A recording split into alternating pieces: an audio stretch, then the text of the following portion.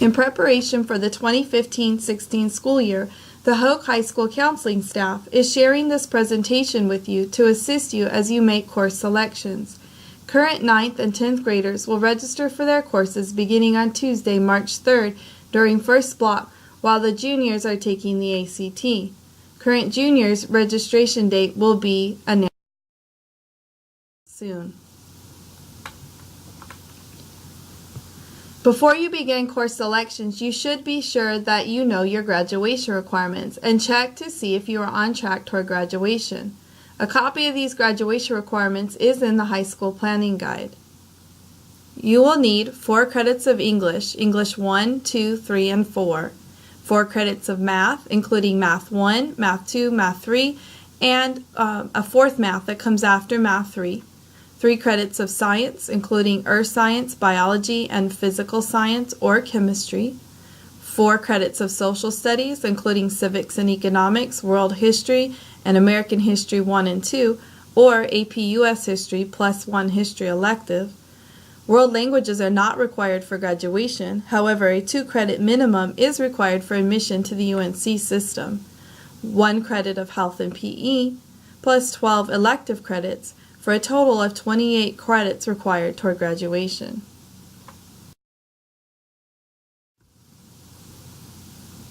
You will receive a 1-page copy of your transcript to review on Tuesday. This transcript contains all of your historical grades from middle school until now. You only need to look at the high school courses. In the column labeled Mark, you will see the grades you earned in each course. In the column labeled Earn, you will see how many high school credits you earned for each class.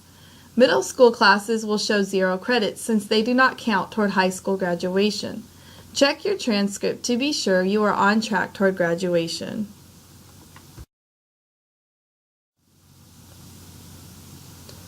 When you sit down to select your courses, first start with your core courses. Check your transcript to be sure you are on track with your core courses. Follow the correct sequence in each subject area. For example, Math 1 comes before Math 2. If you have not successfully completed Math 1, then you should retake Math 1 before taking Math 2. Talk with your current teachers for their recommendations regarding honors and AP options.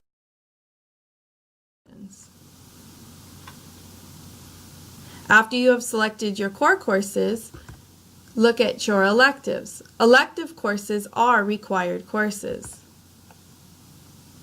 Students have up to 16 elective options over the course of 4 years. This will give you the time to take many different types of electives.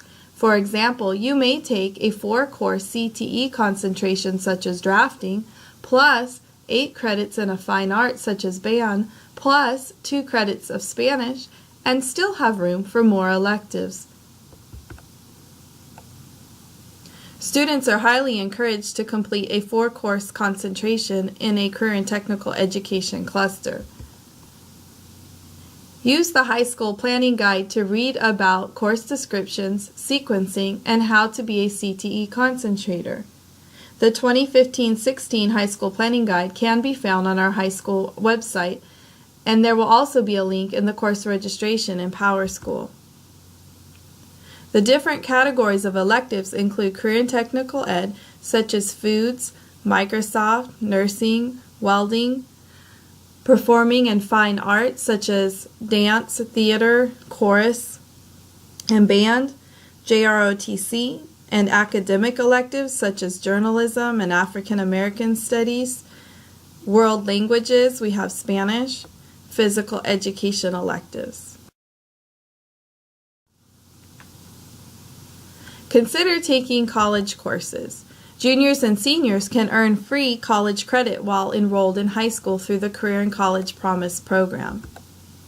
Students must have a weighted GPA of 3.0 or higher and meet certain test score requirements. See Ms. Royal in guidance for more information. Don't forget about your alternates.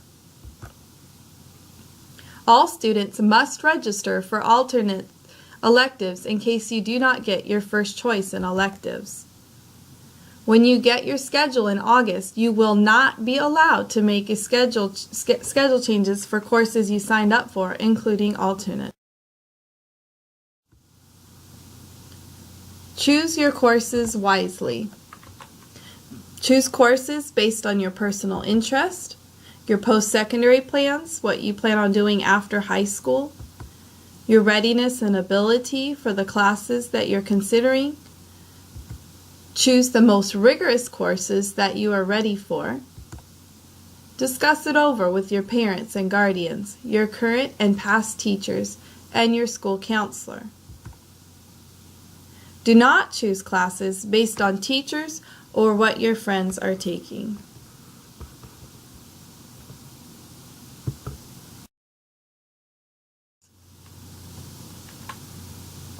This year, students will register for their courses in PowerSchool. You will log into your PowerSchool the same way you do to check grades and attendance. Your username should be your student ID number, and your password should be your date of birth, 2-digit day, 2-digit month, and 4-digit year with no slash marks. If that doesn't work, see your school counselor. Now, we will watch a couple of videos on how to use PowerSchool to register. Online requests.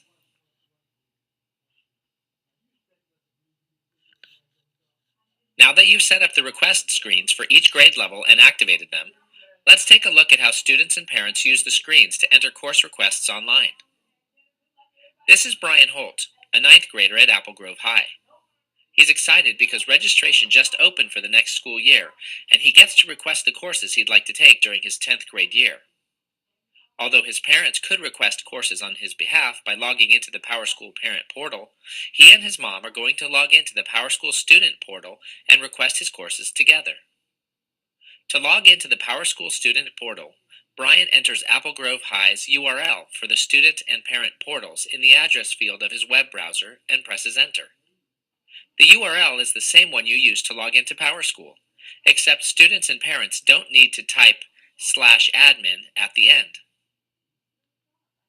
On the login page, Brian enters his username and password. Then he clicks enter to log in. The first page Brian sees when he logs into the student portal is his grades and attendance page. This page is similar to the quick lookup student page on the live side of PowerSchool. It shows his current schedule, grades, and attendance totals. To enter his course requests, Brian clicks Class Registration. On the request screen, Brian can see the core courses that he is required to take next year. He knows when he sees the green check mark that the core courses have been selected already. Next, Brian can see that he must choose one English course. The red exclamation mark means that he has not yet selected a course to satisfy this requirement. To select an English course, he clicks the pencil to the right of the English requirement. A new window opens listing all of the courses Brian can choose from. Since you set this up as a single course requirement, he can only choose one course. He's currently taking English Survey and doing well, so he shouldn't select that course. And even though AP American Literature and Composition is included in the course group, he cannot select it because he has not met the prerequisites. Brian decides to request English 1. He checks the box next to the course name and clicks OK. English 1 is listed as one of his requests now. The green check mark confirms his selection. Just as Brian's about to move on to his next course request, his mom gets a phone call and leaves the room. He waits for her for a little while, but then decides he can handle it on his own. Now he needs to choose a math course. He clicks the pencil to the right of the 10th grade math requirement. Brian has not met the prerequisites for AP Calculus or Calculus, so he cannot request those courses. He thinks consumer math sounds interesting, so he checks the box next to the course name and clicks OK. Just then, Brian's mom rejoins him and sees that he chose consumer math. She tells him that he was supposed to choose geometry.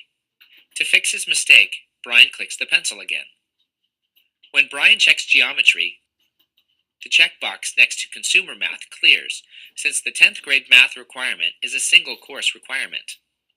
Then he clicks OK to save the change. Next, he follows the same procedure to select a science course. His mom encourages him to take biology, so he checks the box next to biology and clicks OK.